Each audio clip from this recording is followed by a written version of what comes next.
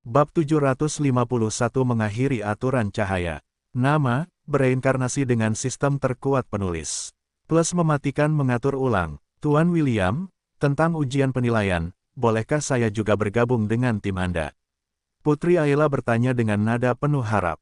Meskipun ia sudah hafal nama-nama teman sekelasnya, ia tidak begitu dekat dengan mereka. Beberapa dari mereka juga mengundang putri yang berpenampilan seperti malaikat itu setelah mereka mengetahui bahwa ia adalah penyihir kehidupan.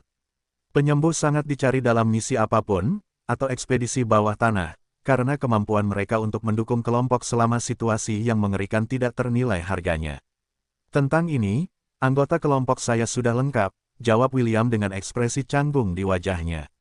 Itu bukan karena ia telah melupakan Putri Ayla. Bahkan, pikiran untuk mengundangnya ke kelompoknya terlintas di benaknya.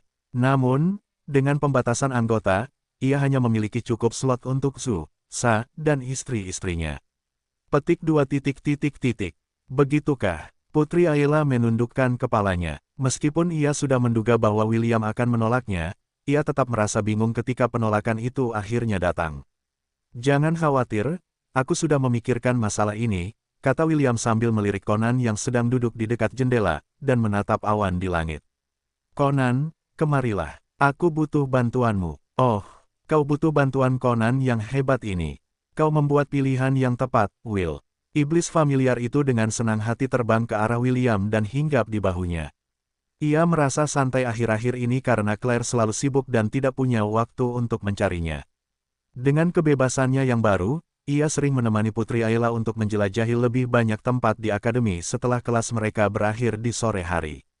Sang putri dan iblis kecil itu memiliki sifat yang sama. Di satu sisi, keduanya berhati murni, jadi sangat mudah bagi mereka berdua untuk akur satu sama lain. Kau tahu, Ayla butuh seseorang untuk menemaninya dalam sebuah misi, kata William. Ia butuh seseorang yang kuat dan dapat diandalkan untuk memastikan keselamatannya. Dengan begitu, aku tidak bisa memikirkan orang lain yang lebih cocok untuk pekerjaan itu selain dirimu. Maukah kau menerima misi ini? Kekeke, ini mudah saja, Conan menepuk dadanya. Jangan khawatir, Ayla, selama aku ada di dekatmu, tidak akan ada yang terluka. Senyum yang sangat manis muncul di wajah Putri Ayla saat dia menatap Conan. Senyum itu begitu mempesona sehingga anak laki-laki di kelas mulai mengutuk William dan Conan dalam hati mereka. Sial, kita bahkan tidak bisa menang melawan familiar. Mengapa hidup tidak adil? Semua orang menatap iblis kecil itu dengan tatapan penuh kebencian, tetapi yang terakhir hanya memiringkan kepalanya dengan bingung. Conan tidak tahu bahwa dia telah menjadi musuh publik nomor 2 di hati anak laki-laki kelas C. Kenneth, apakah kamu dan Eowyn punya rencana untuk ujian penilaian yang akan datang? William bertanya. Ayla adalah seorang penyembuh. Dia akan menjadi anggota yang sangat penting dalam timmu. Kenneth menganggukkan kepalanya tanda mengerti.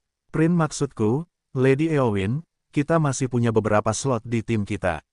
Bisakah kita menambahkan Ayla ke tim kita? Putri Eowyn melirik ke arah William dan menganggukkan kepalanya. Sebenarnya, dia sudah mengundang Putri Ayla sehari yang lalu, tetapi William dengan sopan berkata bahwa dia akan memikirkannya terlebih dahulu. Sekarang setelah Half-Elf menolak Putri Ayla, Putri Elf itu pasti tidak akan membiarkan seorang penyembuh yang berdedikasi lepas dari genggamannya. Aku ingin sekali Ayla ada di tim kita, kata Putri Eowyn sambil tersenyum. Lilith, jika kamu masih belum bergabung dengan tim manapun, jangan ragu untuk bergabung dengan kami juga. Putri Amazon itu akhir-akhir ini bersikap rendah hati. Dia sering berkeliaran di sekitar akademi seolah mencari seseorang atau sesuatu. William bahkan bercanda menggodanya suatu kali bahwa Lilith mungkin sedang mencari barang-barang berharga di akademi untuk dicuri. Jawaban Lilith hanyalah senyum nakal, tetapi senyum itu sudah cukup untuk memberitahu William bahwa tebakannya tepat.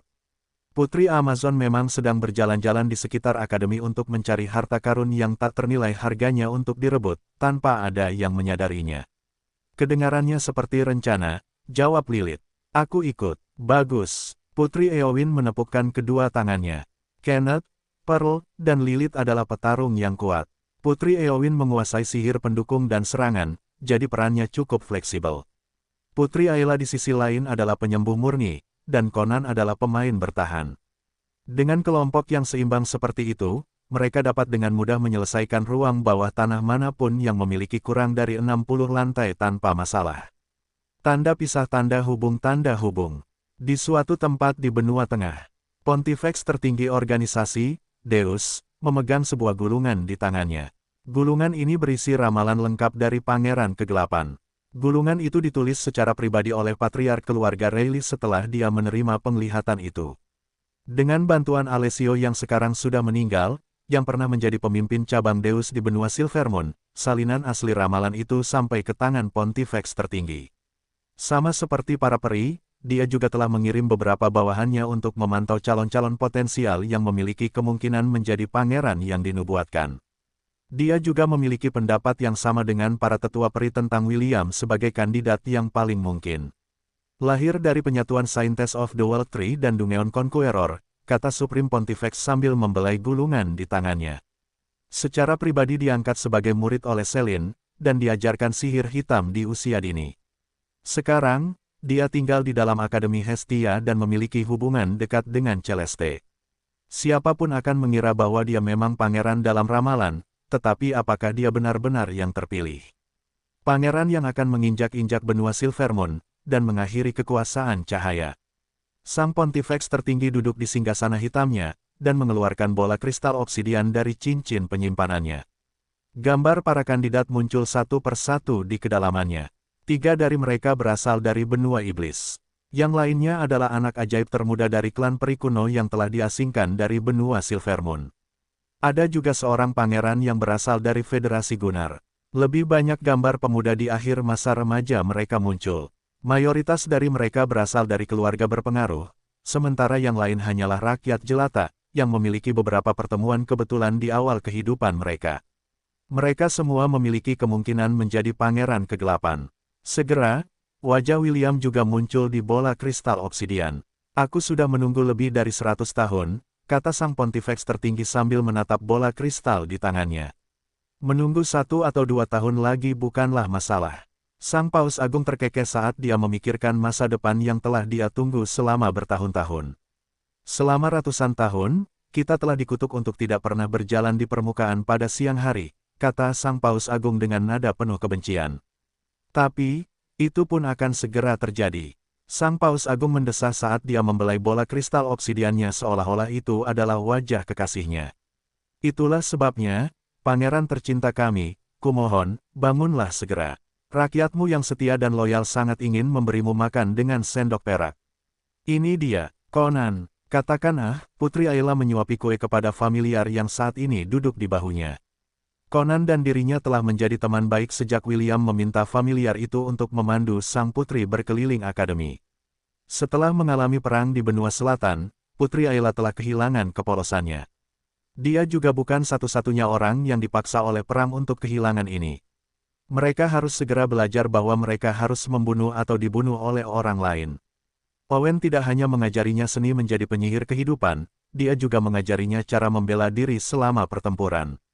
Sang putri telah menjadi penyihir pertempuran di bawah pengajaran Owen, tetapi ini adalah sesuatu yang sangat sedikit orang tahu. Penampilan Putri Ayla yang polos akan membuat siapapun berpikir bahwa dia tidak lebih dari seorang gadis yang tidak berbahaya, tetapi jika dipaksa, dia akan menjadi seperti Owen. Seorang penyihir kehidupan yang tidak akan mengedipkan matanya ketika harus membunuh orang, menggunakan seni rahasia yang diwariskan langsung kepadanya, oleh Grand Life Archon. Ayla, aku bisa makan sendiri, Conan tergagap. Seseorang sehebat aku tidak perlu diberi makan dengan tangan. Tanganku bukan untuk hiasan. Putri Ayla tersenyum saat menyerahkan kue itu kepada familiar yang bersikeras untuk memakannya sendiri. Aku tahu kau hebat, Conan, jawab Putri Ayla. Itulah sebabnya aku yakin kita akan menyelesaikan misi ini. Benar, selama aku ada, misi ini akan berjalan lancar. Jangan khawatir, aku akan menggendongmu. Terima kasih sebelumnya, Conan. Putri Eowyn melihat pemandangan ini sambil menyeruput tehnya. Saat ini, mereka berada di dalam kereta terbang yang mereka sewa dari akademi. Mereka sedang dalam ekspedisi untuk memecahkan misteri hilangnya orang-orang yang terjadi di sebuah kota kecil, yang terletak 1 hari perjalanan dari akademi menggunakan kereta terbang. Akademi Hestia bukan sekadar akademi biasa. Orang bisa menganggapnya sebagai organisasi tentara bayaran yang mengirim orang untuk memecahkan berbagai masalah yang melanda seluruh benua tengah. Lilith berbaring di sofa sambil menggigit kue dengan malas. Dia juga mengamati familiar milik William karena dia penasaran dengan apa yang bisa dilakukan si iblis kecil itu. Sebagai seseorang yang pandai menilai karakter, Lilith tahu bahwa Conan tidak seperti saudara kembarnya, Elliot, yang tidak bisa dia baca tidak peduli seberapa keras dia mencoba. Familiar malaikat itu bahkan memberinya perasaan berbahaya setiap kali tatapan mereka bertemu. Seolah-olah Elliot bisa melihat rencananya, dan ini membuatnya merasa tidak nyaman. Dibandingkan dengannya, Conan seperti anak yang mudah tertipu, pikir Lilith. Kenneth, yang duduk di samping Putri Eowyn mendesah dalam hati.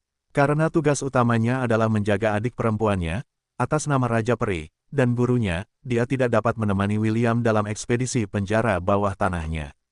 Pada akhirnya, ia memutuskan untuk mempelajari informasi yang mereka miliki tentang misi tersebut untuk menghabiskan waktu.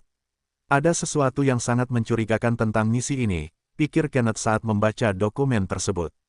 Terlepas dari apakah itu siang atau malam, seseorang dari desa menghilang setiap 3 hari. Tidak ada pola dalam penghilangan tersebut. Tidak masalah apakah itu muda atau tua, pria atau wanita. Seseorang akan menghilang tanpa gagal setelah 3 hari, tetapi setiap kali seseorang menyelidiki masalah tersebut, penghilangan tersebut tertunda 2 hari. Sangat aneh, mereka bukan satu-satunya yang telah memilih misi ini dari Akademi. Selain mereka, ada 10 tim lain yang saat ini menuju ke kota Willowdale. Hadiah untuk misi ini cukup tinggi, yang mencakup 10.000 poin merit untuk setiap anggota tim, dan 1.000 koin emas. Kota itu tidak begitu besar, dan penduduk desa tidak begitu kaya sehingga uang kompensasinya tidak banyak. Untuk menarik para siswa untuk mengambil misi ini, Akademi memutuskan untuk meningkatkan poin merit juga. Tetap saja, kurasa misi ini tidak akan mudah, kata Conan setelah memakan kuenya. Akademi juga telah mengirim beberapa profesor untuk menangani kasus orang hilang, tetapi mereka semua kembali dengan tangan hampa. Satu-satunya kabar baik adalah tidak ada satupun dari mereka yang pergi ke sana untuk menyelidiki kasus ini yang menghilang. Putri Ayla yang hendak memberikan kue lagi kepada Conan juga merasa aneh dengan hal ini. Kurasa siapapun yang bertanggung jawab atas kasus orang hilang itu tidak ingin memprovokasi Akademi. Mereka mungkin tahu bahwa begitu seorang siswa atau profesor menghilang, Akademi akan mengirim cukup banyak pasukan untuk menjungkirbalikkan seluruh kota. Putri Eowyn menganggukkan kepalanya tanda setuju. Akademi menanggapi misi ini dengan serius. Mereka telah mengirim 2 profesor untuk menemani para siswa. Tampaknya mereka ingin memecahkan misteri ini untuk selamanya. Lilith hanya tersenyum saat mendengarkan percakapan itu. Sebagai seseorang yang merupakan perwujudan dari keserakahan, mencuri barang adalah keahliannya. Ini juga termasuk menculik orang. Di bawah komando Andraste, dia akan bepergian bersama elit Amazon Warriors untuk menculik pemuda berbakat untuk dibawa kembali ke kekaisaran mereka agar mereka dapat menghabiskan beberapa hari bersama saudara perempuannya. Tentu saja, setelah beberapa hari, para pemuda itu akan kembali dengan selamat ke rumah mereka, membawa serta koin emas, dan harta lainnya, yang diberikan kepada mereka oleh para wanita yang telah mereka peluk di kekaisaran Amazon. Bagi Lilith, ini adalah perjalanan yang mudah. Selama dia mengaktifkan keilahiannya, dia akan dapat menangkap pelakunya tanpa gagal. Beberapa jam kemudian, kereta terbang itu akhirnya tiba di tempat tujuan. Wali kota-kota telah menyiapkan akomodasi untuk mereka semua. Meskipun tidak sebanding dengan kenyamanan yang biasa mereka dapatkan di Akademi, kamar yang diberikan kepada mereka bersih dan cukup nyaman untuk ditinggali. Profesor Garen, wali kelas William, adalah salah satu profesor yang ditugaskan untuk mengawasi misi tersebut. Karena ketiga putri di kelasnya telah mengambil misi tersebut, kepala sekolah akademi memerintahkannya untuk menemani mereka guna memastikan keselamatan mereka. Meskipun akademi biasanya tidak memberikan perlakuan khusus kepada anggota keluarga kerajaan, misi saat ini sangat sensitif. Jika salah satu putri tiba-tiba hilang, Biron akan kesulitan menenangkan anggota keluarga kerajaan mereka. Karena mereka baru saja tiba di kota, para profesor serta siswa, yang telah mengambil misi tersebut, memutuskan untuk beristirahat untuk sementara waktu. Mereka berpikir bahwa karena mereka telah tiba di kota, siapapun yang bertanggung jawab atas hilangnya para putri akan menahan diri. Namun, harapan mereka hancur keesokan harinya. Seolah mengejek kedatangan mereka di Willowdale, Putri Wali Kota menghilang, dari bawah atap yang sama tempat para profesor Akademi Hestia menginap. Tolong, para profesor, temukan putriku. Wali Kota memohon, dia akan menikah bulan depan. Tolong, selamatkan dia. Profesor Garen berusaha sebaik mungkin untuk meyakinkan wali kota bahwa mereka akan berusaha sebaik mungkin untuk menemukan putrinya. Itulah sebabnya, tepat setelah sarapan, ke-10 tim bersama para profesor mereka, segera memulai penyelidikan mereka, dengan harapan mereka akan menemukan pelakunya sebelum hari itu berakhir. Lilith berdiri di dalam kamar tidur putri wali kota dan menggunakan keilahiannya. Ia mengerutkan kening saat merasakan sisa-sisa sihir spiritual di dalam kamar. Jika bukan karena keilahiannya yang kuat, tidak seorang pun akan dapat menemukan jejak samar ini, yang dapat membantu mereka menemukan pelakunya. Tidak seorang pun memasuki kamar, kata Lilith saat kerutan di kepalanya semakin dalam. Korban keluar atas kemauannya sendiri. Jika aku harus menebak, ia mungkin berada di bawah pengaruh mantra hipnosis, atau sesuatu yang serupa dengannya. Lilith mengikuti jejak tersebut dan meninggalkan rumah bersama anggota kelompoknya. Karena ini adalah misi, ia tidak berencana untuk membagikan penemuannya dengan kelompok lain. Profesor Garen mengikuti di belakang kelompok itu, dan tidak mengganggu penyelidikan mereka. Namun, ia terkejut bahwa Putri Amazon memiliki trik ini di balik lengan bajunya. Sepertinya kata-kata kepala sekolah benar, pikir Profesor Garen. Kita mungkin bisa memecahkan kasus misterius ini dengan bantuan Lilith. Jejak itu membawa mereka sejauh 1 mil di luar kota ke hutan terdekat. Yang membingungkan Lilith adalah meskipun Putri Wali Kota telah menyelinap keluar rumah di tengah malam, dia pasti telah keluar kota melalui gerbang utama. Karena banyaknya orang hilang yang terjadi, Wali Kota telah mengatur orang-orang untuk berpatroli di kota secara bergiliran untuk mengintimidasi siapapun yang menyebabkan orang-orang hilang. Gerbang utama juga dijaga dengan cukup baik, jadi mustahil bagi siapapun untuk keluar kota tanpa ketahuan. Jika Putri Wali Kota, Elena, benar-benar pergi melalui gerbang utama, bukankah itu akan membuat para penjaga yang ditempatkan di sana menjadi buta atau sama sekali tidak kompeten? Jejaknya berhenti di sini, Lilith mengumumkan. Semua orang melihat sekeliling mereka, tetapi selain pepohonan, mereka tidak melihat sesuatu yang aneh. Pepohonan itu ditutupi tanaman merambat, tetapi tidak ada yang aneh dari tanaman itu. Itu adalah tanaman merambat biasa yang dapat dilihat di mana saja di hutan. Semua gadis mengaktifkan keterampilan unik mereka yang dimaksudkan untuk mendeteksi, tetapi tidak ada yang menemukan sesuatu yang tidak biasa, kecuali Putri Ayla. Sebagai penyihir kehidupan, dia mampu mendeteksi kekuatan kehidupan. Namun apa yang dia lihat hampir membuatnya terengah-engah. Oh, jadi aku ketahuan. Sebuah suara yang menggoda terdengar di telinga mereka. Seketika, hutan di sekitar mereka menjadi hidup saat tanaman merambat di pohon-pohon tiba-tiba tumbuh hidup. Kenneth, Lilith, Pearl, dan Profesor Garen segera mengambil formasi pertahanan dengan Putri Eowyn dan Ayla di tengah. Conan melayang di atas kepala Ayla, memegang sabit mautnya dan melihat sekelilingnya dengan waspada. Tidak ada gunanya, kata Putri Ayla, suaranya mengandung jejak ketidakpercayaan, ketakutan, dan keputusasaan. Kita harus lari, lupakan saja pikiran itu, sayang. Kalian semua akan menjadi tambahan yang bagus untuk koleksiku. Beberapa tanaman merambat tumbuh dari tanah dan melingkari kaki dan telapak kaki semua orang, mencegah mereka bergerak. Bunga-bunga bermekaran di tanaman merambat di atas pohon, melepaskan semprotan merah muda. Jangan hirup, teriak Putri Eowyn sambil menggunakan hembusan angin kencang untuk meniup kabut asap yang hampir menutupi tubuh mereka. Tawa kecil meledak di sekitar mereka.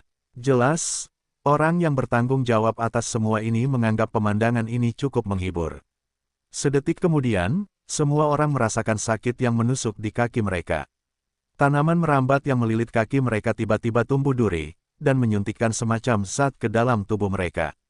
Semua orang tahu bahwa ini bukan pertanda baik, jadi mereka buru-buru melepaskan serangan terkuat mereka untuk melepaskan diri. Lilith telah menggunakan artefak yang telah diambilnya dari Kekaisaran Kraetor dan menutupi tubuhnya. Dengan baju besi merah, kehebatan bertarungnya juga melonjak ke Seinreng dan dia segera mengubah tanaman merambat di sekitar mereka menjadi kristal, yang hancur menjadi debu halus. Lari, lawan kita adalah Myriad Beast, teriak Putri Ayla. Kita tidak bisa menang. Dia telah mendeteksi kekuatan hidup yang kuat yang bersembunyi di bawah tanah karena kemampuannya, tetapi sudah terlambat, dan tidak ada yang bisa dia lakukan tentang hal itu. Ketika mereka mendengar kata-kata sang putri, ekspresi semua orang berubah muram saat mereka bergegas menuju pintu keluar hutan. Tentu saja, kamu tidak berharap untuk meninggalkan hutan ini di bawah pengawasanku, kan? Sebuah bunga raksasa tumbuh di depan mereka, dan berdiri di tengahnya adalah seorang wanita cantik dengan rambut dan mata hijau. Seorang Dryad, seru Profesor Garen. Para peri tidak asing dengan Dryad karena mereka hidup berdampingan dengan roh-roh pohon ini secara harmonis. Karena itu masalahnya, Putri Eowyn memutuskan untuk bernegosiasi dengannya agar binatang buas itu melepaskan mereka. Yang mulia, nama saya Eowyn, dan saya adalah seorang putri peri yang tinggal di benua selatan, kata Putri Eowyn dengan suara berwibawa khas keluarga kerajaan. Saya rasa ada kesalahpahaman. Kita di sini untuk, saya tahu mengapa Anda di sini, Dryad menyela kata-kata Eowyn dan tersenyum menggoda. Seorang putri peri, sungguh, ini hari yang beruntung. Saya tidak punya putri peri dalam koleksi saya. Para dewa pasti memberi saya restu mereka karena mereka membawa Anda kepada saya. Dryad kemudian melirik Putri Aela dengan penuh minat. Aku sangat yakin dengan kemampuanku untuk bersembunyi. Ini pertama kalinya seseorang melihat tempat persembunyianku. Sepertinya kau bukan gadis biasa. Aku merasakan kekuatan magis yang sangat menyenangkan datang darimu. Kurasa kau sangat peka terhadap roh, atau diberkahi dengan kemampuan alami. Aku pasti tidak akan membiarkanmu pergi. Melihat Dryad tidak berniat membiarkan mereka pergi, Putri Aela akhirnya menemukan keberanian untuk menyuarakan pendapatnya. Kenapa? Tanya Putri Aela. Kenapa kau menculik orang-orang dari kota?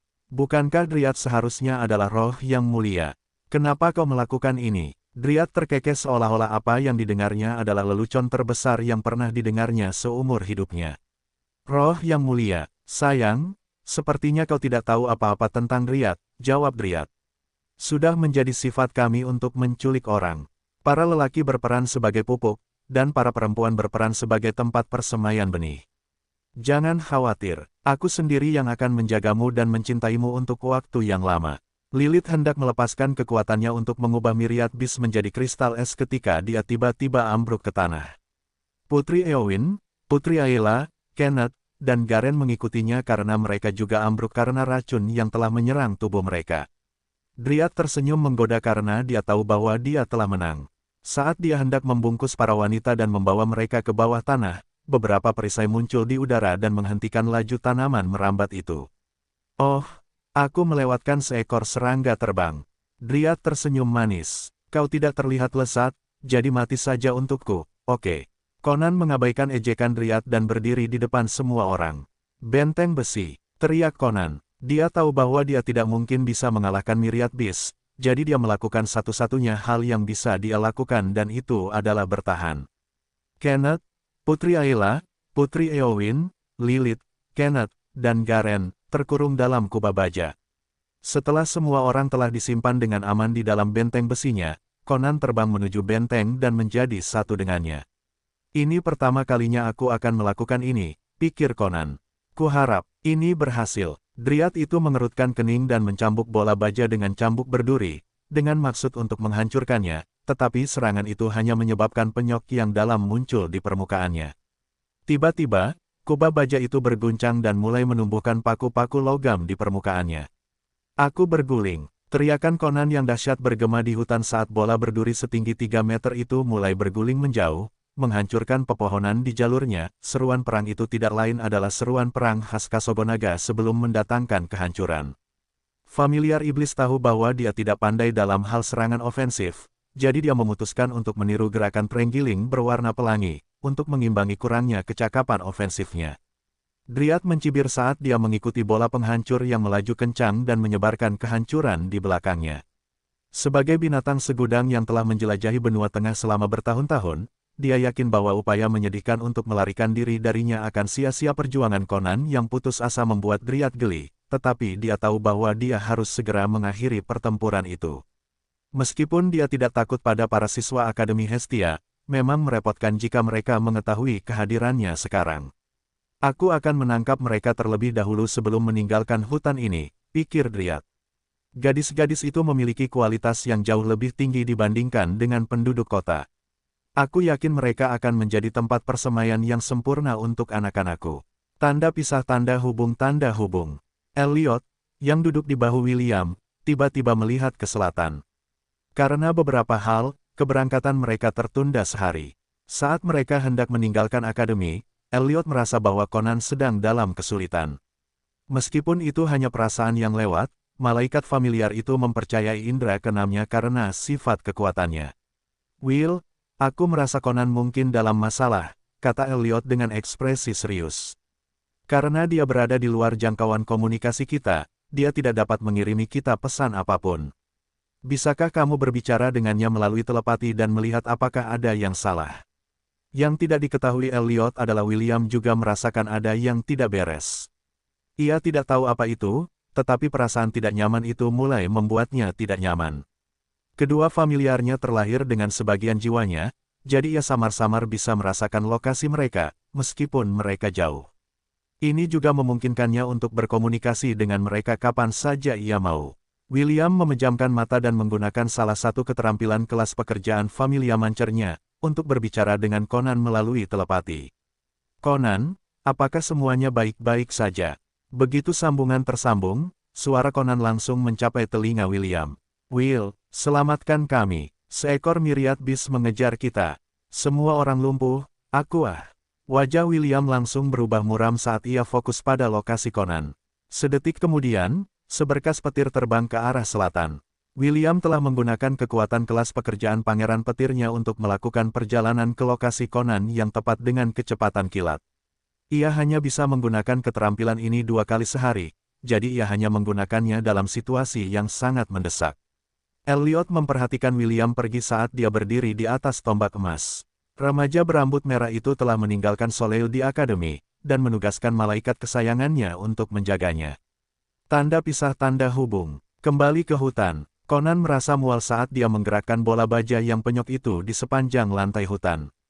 Karena serangan Dryad yang kuat, kubah pertahanan Conan seperti kaleng aluminium yang rusak karena remuk. Akhirnya, kubah baja itu pecah setelah terkena cambuk berduri Dryad. Gadis-gadis itu, Kenneth, dan juga Profesor Garen, berguling-guling tak berdaya di tanah karena mereka tidak bisa menggerakkan tubuh mereka. Mereka tidak kehilangan kesadaran, tetapi mereka berharap mereka kehilangan kesadaran, karena seperti Conan, semua gerakan berguling itu membuat mereka ingin muntah. Waktu bermain sudah berakhir, kata Dryad sambil tersenyum. Meskipun aku menikmati permainan kejar-kejaran kecil ini, akan buruk jika yang lain menemukan kita, bukan? Conan menggertakkan giginya sambil memegang ditskihenya. Dia menatap Dryad dengan tatapan tajam sementara tubuhnya bersinar sebentar. Sedetik kemudian, seorang anak laki-laki, dengan rambut hitam, berdiri di tempat Conan melayang tadi. Selain gaya dan warna rambut, anak laki-laki itu tampak persis seperti William ketika dia berusia 12 tahun. Conan telah membuka 70% kekuatannya, yang memungkinkannya untuk melompat ke puncak peringkat Centennial. Makhluk peringkat Centennial yang bertarung melawan myriad beast adalah usaha yang sia-sia. Meskipun begitu, Conan tetap pada pendiriannya. Dia adalah seorang pembela, dan tugasnya adalah melindungi semua orang. Tidak peduli seberapa kuat lawannya, dia tidak bisa mundur. Dia tidak akan mundur. Aku, Conan yang hebat, tidak akan membiarkanmu menyakiti teman-temanku, teriak Conan. Jika kau ingin mendapatkan mereka, kau harus melewatiku terlebih dahulu. Tawa kecil keluar dari bibir Dryad saat beberapa tanaman merambat tumbuh dari tanah. Kedengarannya cukup mudah, Dryad menyeringai dan ratusan tanaman merambat mencambuk ke arah anak laki-laki berambut hitam, yang matanya mulai bersinar merah. Sayang sekali, kau bukan manusia. Jika kau manusia, aku pasti akan menggunakan tubuhmu sebagai pupuk untuk anak-anakku. Ratusan perisai muncul di udara, tetapi semuanya terkoyak oleh tanaman merambat seolah-olah itu hanyalah selembar kertas. Conan mengayunkan sabit mautnya ke kiri dan kanan untuk menghalangi tanaman merambat yang berhasil melewati pertahanannya. Dryad hanya mengerutkan bibirnya pada usaha yang sia-sia ini. Saat Conan bertahan dari depan, beberapa tanaman merambat keluar dari tanah dan melilit tubuh gadis itu, membuat familiar iblis itu terkejut. Anak yang naif, kata Dryad dengan nada menggoda. Apakah kau benar-benar percaya bahwa aku akan bermain denganmu sepanjang hari? Bukankah aku sudah bilang bahwa waktu bermain sudah berakhir? Selusin tanaman merambat menyerang Conan yang konsentrasinya terpecah karena serangan yang dilancarkan Dryad pada Kenneth dan gadis-gadis itu. Myriad Beast tidak menahan serangannya dan tubuh anak laki-laki itu hampir tercabik-cabik. Familiar iblis itu terbang beberapa meter jauhnya dan jatuh ke tanah dengan bunyi keras. Dia terluka parah, dan darah mengalir keluar dari luka-luka di tubuhnya. Lengan kirinya putus, dan luka sayatan yang dalam terlihat di tubuhnya. Darah juga mengalir keluar dari mulut, telinga, dan hidungnya. Conan, kata Putri Ayla dengan susah payah saat ia mencoba meraih familiar yang berada beberapa meter darinya. Penglihatan Conan perlahan menjadi gelap, tetapi suara Putri Ayla telah membangunkannya dari pingsannya. Jangan khawatir, aku hanya beristirahat sebentar, jawab Conan sambil dengan paksa menggulingkan tubuhnya ke samping. Ia menggunakan lengannya yang tersisa untuk mencoba menopang dirinya sendiri, saat darah mengalir dari luka-lukanya. Dryad itu menggelengkan kepalanya tanpa daya saat ia mencambuk-cambuknya untuk menjepit bocah itu kembali ke tanah. Conan batuk darah karena luka-luka baru yang diterimanya. Ia merasa pingsan, dan setiap bagian tubuhnya terasa sakit. Ia sekali lagi mencoba untuk menopang dirinya sendiri, tetapi cambuk itu mencambuknya lagi. Kali ini, cambuk itu menghantam tubuhnya. Dengan lebih kuat, menciptakan kawah selebar 4 meter. Berhenti, teriak Ayla saat Dryad itu memukul tubuh kecil Conan sambil terkikik. Dryad itu meliriknya sekilas saat sudut bibirnya melengkung membentuk senyum. Dia kemudian membungkus tubuh anak laki-laki itu dengan tanaman rambatnya dan mengangkatnya ke udara. Tubuh Conan bermandikan darah. Kaki dan lengannya tertekuk ke berbagai sudut, yang menunjukkan bahwa keduanya telah patah. Oke, mari kita sobek ini dulu, kata Dryad sambil menggunakan tanaman rambat untuk menarik lengan Conan yang tersisa. Conan menjerit kesakitan saat lengannya terlepas dari tubuhnya. Hentikan, pinta Putri Ayla. Dryad itu tidak memedulikannya, dan terus mempermainkan familiar yang berada di bawah belas kasihannya sepenuhnya. Sekarang kaki kiri. Dryad itu terkekeh. Pergilah. Conan menggigit bibirnya hingga berdarah. Air mata mengalir di matanya saat rasa sakit melanda tubuhnya. Sambil terkekeh, Dryad itu menarik kakinya yang tersisa, membuat Ayla menangis. Dia pernah melihat hal yang lebih buruk di masa lalu, namun, melihat hal itu terjadi pada seorang teman dekatnya membuat hatinya hancur. Untuk menghormati usahamu yang sia-sia dalam melindungi orang-orang ini, aku akan mengingat namamu, kata Dryad sambil menarik tubuh Conan mendekat padanya. Conan, benarkah? Baiklah, kau bisa mati dengan mengetahui bahwa kau gagal total melindungi orang-orang ini. Jangan khawatir, aku akan menjaga dengan baik. Dryad itu buru-buru mundur saat tanaman merambat yang menahan Conan di tempatnya disambar petir. Tubuh berlumuran darah milik familiar itu jatuh, tetapi sepasang lengan yang kuat menangkapnya di udara. Apa yang membuatmu begitu lama? Kata Conan lembut. Dia tidak bisa lagi melihat saat kekuatan di tubuhnya perlahan memudar. William menepuk kepala Conan sambil menahan amarah yang membara di dadanya. Kau melakukannya dengan baik. Kau melindungi semua orang, jawab William sambil menatap tubuh familiarnya yang perlahan berubah menjadi partikel cahaya. Kerja bagus, Conan. Keke, aku, Conan yang hebat. Myriad Beast bukan apa-apa. Helaan napas lega terucap dari bibir Conan saat seluruh tubuhnya hancur berkeping-keping. Ia telah memberikan segalanya yang dimilikinya, dan ia meninggal dengan mengetahui bahwa semuanya akan baik-baik saja. William menatap tangannya yang kosong sebelum mengalihkan perhatiannya ke Dryad yang menatapnya dengan hina dan mengejek. Pahlawan yang ingin menjadi pahlawan lagi. Dryad tersenyum manis. Seorang half-elf. Aku masih belum punya half-elf dalam koleksiku. Kau akan baik-baik saja. Jangan khawatir, aku akan memberimu banyak cinta. William tidak mengatakan apapun dan hanya menarik sesuatu dari telinganya. Matanya tidak pernah lepas dari wajah cantik Dryad saat kemarahan di dadanya perlahan naik ke permukaan. Tidak lama kemudian, tongkat logam emas yang bersinar terang di bawah sinar matahari muncul di tangannya. Apakah itu kata-kata terakhirmu? Tanya William sambil menatap Dryad di depannya. Tongkat emas di tangannya mengeluarkan dengungan logam seolah menjawab kemarahan hati half-elf. Saat ini yang ada di pikiran William hanya satu, yaitu menghancurkan wajah cantik sang Dryad hingga berubah menjadi pasta daging. Senyum di wajah Dryad langsung menegang setelah half-elf di depannya melepaskan aura yang menakutkan. Sebelumnya, dia merasakan bahwa kekuatan pendatang baru itu tidak mengancamnya. Sangat sedikit individu yang bisa mengancamnya karena dia adalah makhluk yang sangat cerdas. Jika ada seseorang yang jauh melampaui level kekuatannya, dia akan segera bermigrasi ke wilayah lain, dan bersembunyi sebentar sebelum melanjutkan aktivitasnya. Begitulah caranya dia berhasil mencapai myriad rank, hanya dalam rentang waktu 100 tahun. Sekarang, ada makhluk di depannya yang mengancam keberadaannya, dan ekspresi menggoda di wajahnya menghilang sepenuhnya. Bawa mereka pergi, perintah William. Setelah memberikan perintahnya, sebuah portal muncul di belakangnya. Soglav, anjing iblis yang telah lama menemani William, akhirnya memasuki millennial rank. Anjing iblis itu tidak membuang waktu dan memanggil cambuk hitam untuk menangkap orang-orang yang lumpuh di tanah. Dia memastikan untuk membuat mereka pingsan terlebih dahulu, sebelum membawa mereka kembali ke Tousan Beast Domain.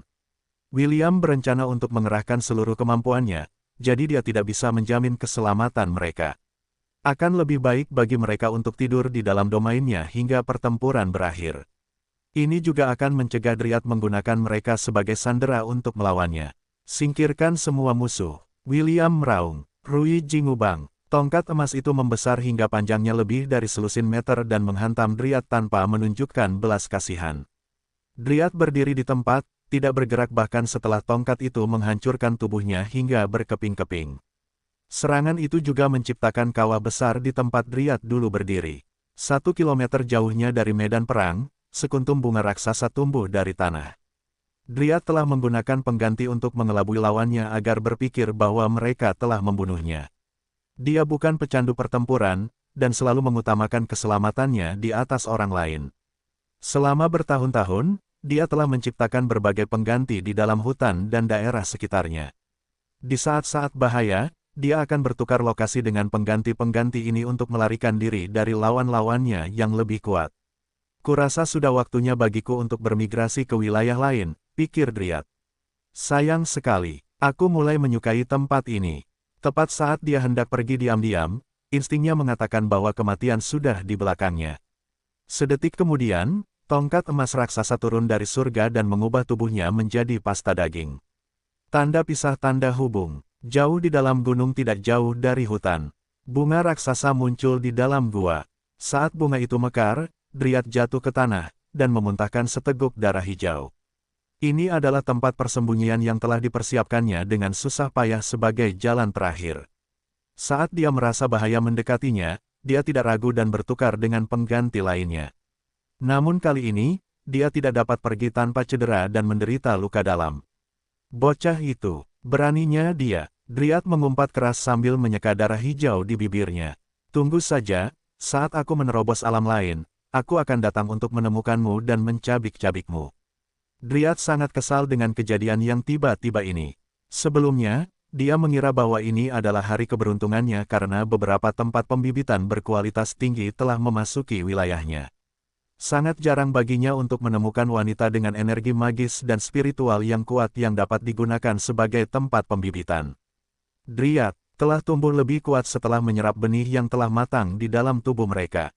Dia akan mengulangi proses itu berulang-ulang, sampai kekuatan magis dan spiritual para wanita itu habis. Ketika Dryad melihat Putri Ayla, dia merasakan energi kehidupan yang sangat kuat di dalam tubuhnya. Jika ia berhasil menangkapnya, Dryad akan bisa mendapatkan wadah yang bisa berfungsi sebagai baterai isi ulang. Sayangnya, sebuah rintangan muncul dan hari baiknya yang awalnya telah hancur total. Untungnya, aku telah memberi tanda pada tubuh gadis itu, gerutu Dryad sambil mencoba menenangkan diri. Jika ada kesempatan, aku bisa menculiknya dan melarikan diri ke tempat yang jauh.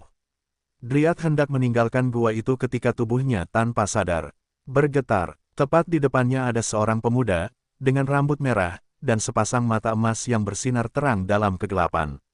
Maaf, tapi itu tidak akan terjadi di bawah pengawasanku, kata William. Bagaimana? Dryad tidak percaya bahwa orang yang hampir membunuhnya 2 kali, sekarang berdiri di depannya.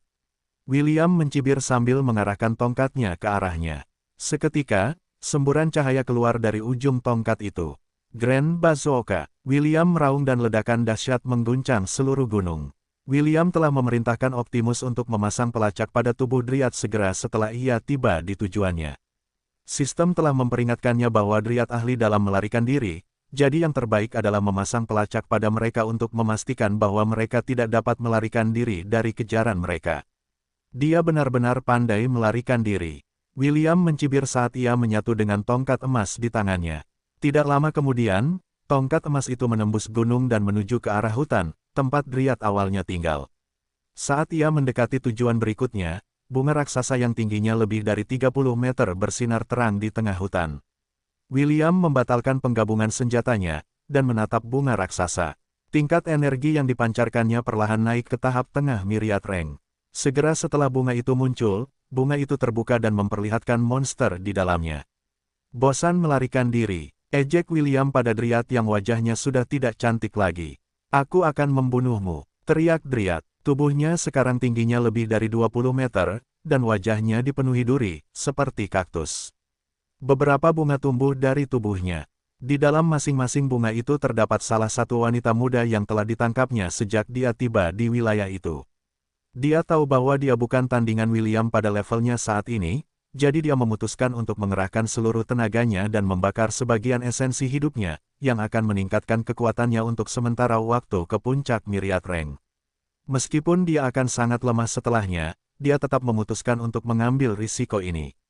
Dryad tahu bahwa William tidak akan berhenti sampai salah satu dari mereka mati, jadi dia memutuskan untuk mengerahkan seluruh tenaganya untuk melawannya. Untuk pertama kalinya, ekspresi muram muncul di wajah William. Ia yakin akan mampu membunuh Dryad, tetapi saat ini Dryad menggunakan sandera untuk melawannya. Jika ia mengabaikan nyawa orang lain, pertempuran ini akan berakhir dengan kemenangannya. Namun, ia masih ragu apakah ia harus mengorbankan penduduk kota untuk membunuh Dryad di depannya atau tidak. Ada juga masalah durasi avatar heroiknya. Jika memungkinkan, ia ingin mengakhiri pertempuran sebelum habis. Melihat rencananya berhasil, Dryad segera melancarkan serangkaian serangan jarak jauh ke half-elf yang melayang di langit. Beberapa tanaman merambat bunga melepaskan semprotan asam ke arah William, memaksa William untuk memberi jarak lebih jauh antara dirinya dan Dryad. Seluruh hutan itu seperti lautan ular hijau yang menggeliat tanpa henti. Para bis yang tinggal di dalamnya mulai melarikan diri, tetapi Dryad punya rencana lain untuk mereka. Tanaman merambat yang tak terhitung jumlahnya di hutan menangkap binatang buas ini dan melahapnya, mengirimkan makanan kepada Dryad yang kekuatannya masih terus meningkat. Meneguhkan tekadnya, William sekali lagi mengarahkan tongkatnya ke hutan dan melepaskan Grand Bazooka lainnya. Dryad menjerit kesakitan saat seluruh hutan meletus menjadi lautan api. William menembakkan beberapa Grand Bazooka lagi, dengan tujuan membakar seluruh hutan. Dia tahu bahwa melawan Dryad di wilayah kekuasaannya akan menjadi kesulitan baginya. Selain itu, dia masih dengan panik mencari cara untuk menyelamatkan gadis-gadis itu dari tubuh Dryad. Dryad dengan paksa menggunakan kekuatan sihirnya untuk memadamkan api di sekitarnya. Tidak butuh waktu lama sebelum api yang berkobar padam, tetapi seluruh area dikelilingi oleh asap tebal, mengurangi visibilitas di sekitarnya. Ini bukan masalah bagi William karena dia dapat menggunakan kemampuan Raja Kera, mata emas berapi-api, yang dapat melihat kejahatan dalam bentuk apapun. Begitu William mengaktifkan kemampuan ini, dia melihat puluhan ribu tanaman merambat menuju ke arahnya, dari tengah medan perang yang dipenuhi asap. Alih-alih mundur, William menyerang tanaman merambat berduri yang tak terhitung jumlahnya yang ingin mencabik-cabik tubuhnya. Dia kemudian mengaktifkan salah satu keterampilan kelas pekerjaan Archon elementalnya, yaitu Blaze Wing Tempest. Tubuh William sesaat berubah menjadi Phoenix dan membakar semua yang ada di jalannya. Sistem telah memberinya saran tentang cara menghadapi Dryad. Namun, bahkan Optimus mengakui bahwa tidak pasti apakah ide ini akan berhasil atau tidak. Tetap saja, William memutuskan untuk melakukannya. Dia mengerti bahwa Dryad tidak berniat membiarkan korbannya pergi, jadi dia memutuskan untuk mengambil risiko. Myriad Beast melepaskan rentetan semprotan asam, semprotan racun, tanaman merambat, dan ledakan energi ke arah Phoenix yang sedang menuju ke arahnya. Ketika William menyerang sebagai Phoenix, dia juga bergabung dengan Rui Jingu Bang sebagai cara untuk mengabaikan sebagian besar serangan yang mengarah ke arahnya. Saat William menghindari serangan tanpa henti terhadapnya, api Phoenix mulai berubah warna. Sebelumnya, seluruh tubuhnya menyala merah menyala, sekarang, garis-garis api putih perlahan menyebar di tubuhnya. William telah melapisi tubuh Phoenix dengan api pemurnian dengan maksud untuk membakar tubuh Dryad dengannya. Meskipun dia dan Optimus tidak tahu apakah rencana ini akan berhasil, mereka tidak punya pilihan selain melakukannya. Durasi avatar heroik hampir berakhir, jadi mereka hanya bisa mencoba metode ini sekali. Blaze Wing Tempest. William sekali lagi mengaktifkan keterampilan itu dan api di tubuh Phoenix menyala dengan lebih intens. Semprotan asam, tanaman merambat, dan semprotan racun terbakar dalam kobaran api saat mendekati api pemurnian. Namun, serangan energi tidak terpengaruh olehnya. Untungnya, tubuh William telah menyatu dengan senjata legendaris sehingga kerusakan yang diterimanya minimal. "Nu!" teriak Dryad keras saat dia menggunakan bunga-bunga yang menampung para wanita sebagai perisai, dengan harapan William akan membatalkan serangannya yang mengerikan. William mengeraskan hatinya saat dia berhasil melewati upaya terakhir Dryad untuk menyelamatkan hidupnya. Sebuah ledakan dahsyat meletus dan meniup asap yang menyelimuti hutan. Sebelum seluruh tubuhnya ditelan oleh api pemurnian, Dryad itu melotot ke arah William yang muncul beberapa meter di depan wajahnya. "Terkutuklah kau half-elf." Tatapannya mengandung amarah, keengganan, dan penyesalan. Kalau saja half-elf itu tidak muncul, mimpinya untuk melangkah ke alam demigod mungkin akan menjadi kenyataan setelah beberapa tahun. Sayangnya, tidak ada kata jika. Lain kali kau bereinkarnasi, pastikan untuk menjalani kehidupan yang lebih baik. Juga, jangan jadikan aku musuhmu. Kalau tidak, kau akan mengalami nasib yang sama. Itulah hal terakhir yang didengar Dryad sebelum amarahnya, tubuhnya, dan mimpinya terbakar menjadi abu. Tanda pisah tanda hubung. Beberapa mil jauhnya dari medan perang, sekuntum bunga kecil mekar di pangkal pohon.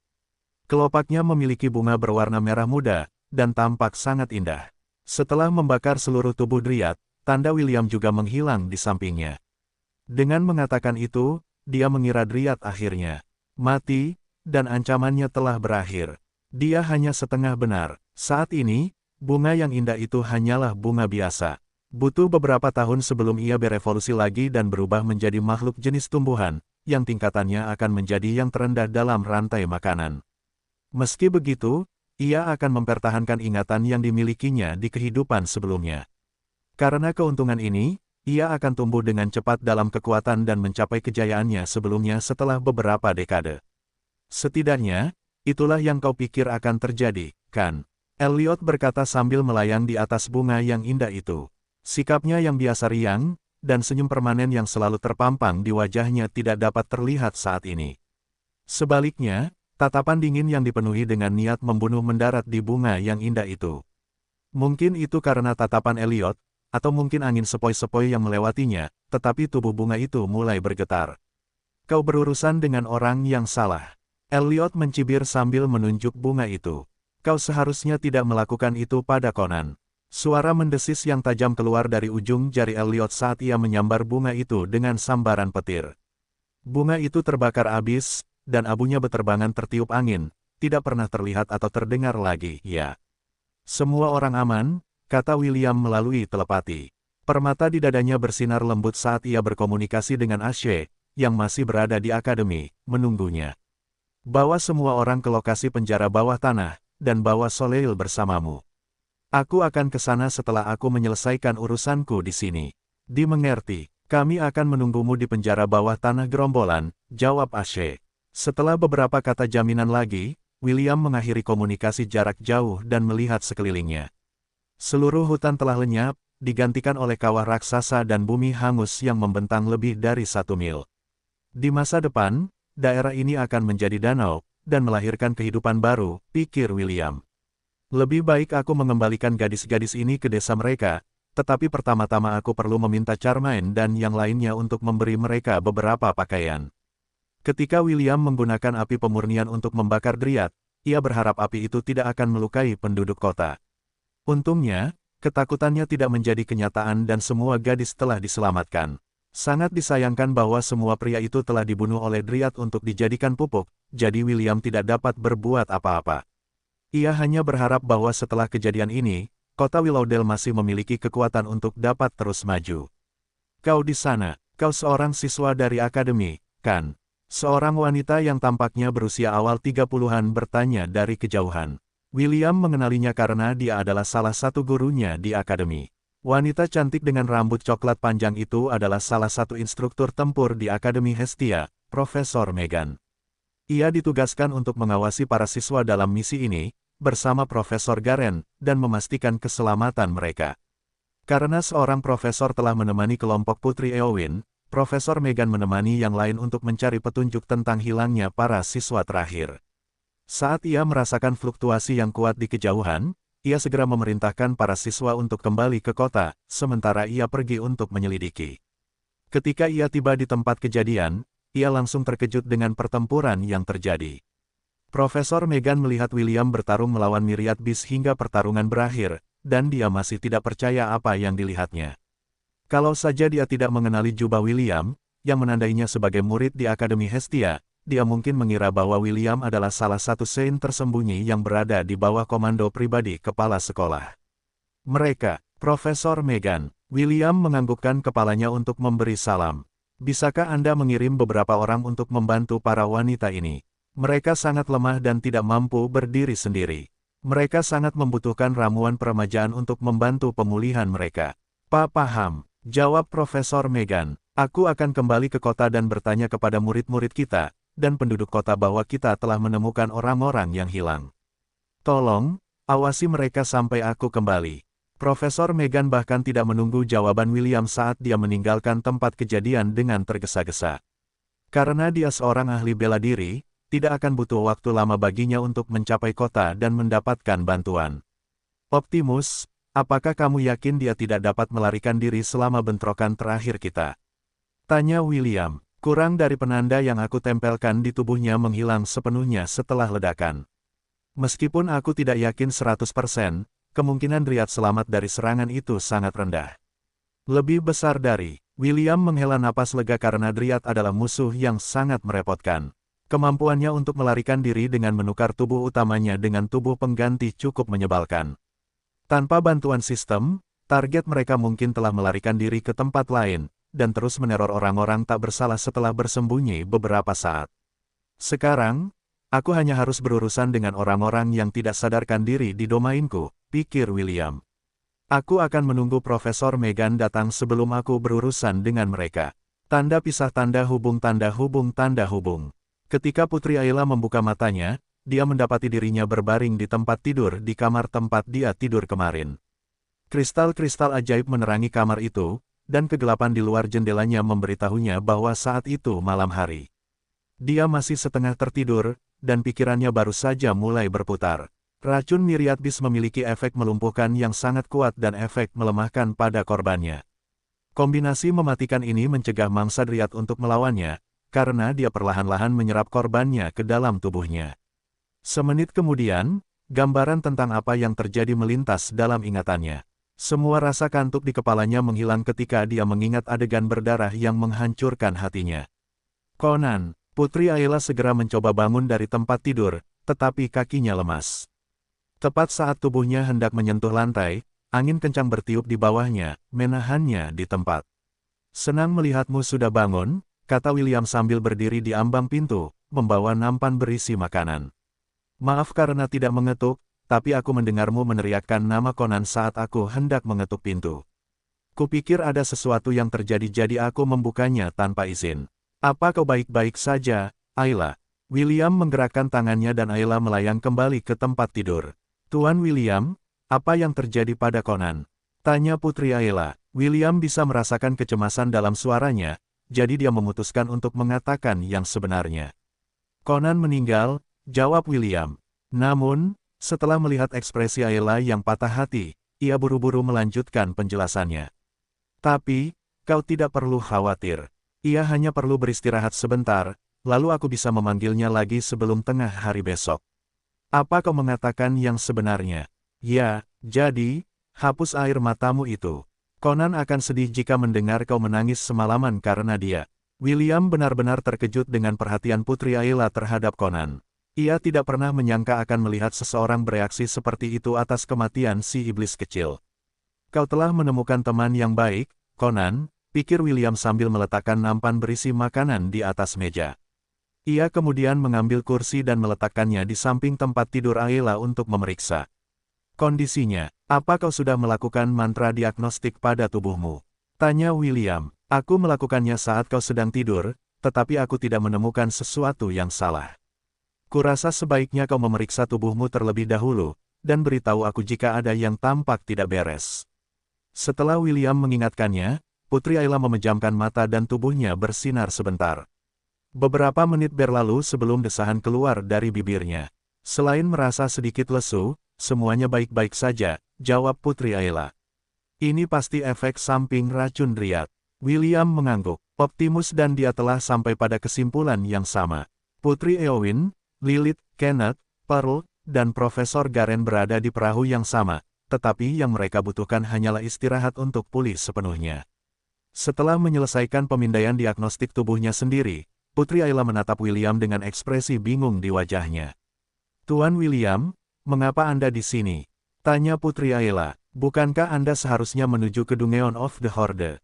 Apakah Anda berubah pikiran dan memilih misi yang sama dengan yang kami lakukan? Putri Ayla mengetahui misi yang dipilih William untuk ujian Triwulanan Akademi.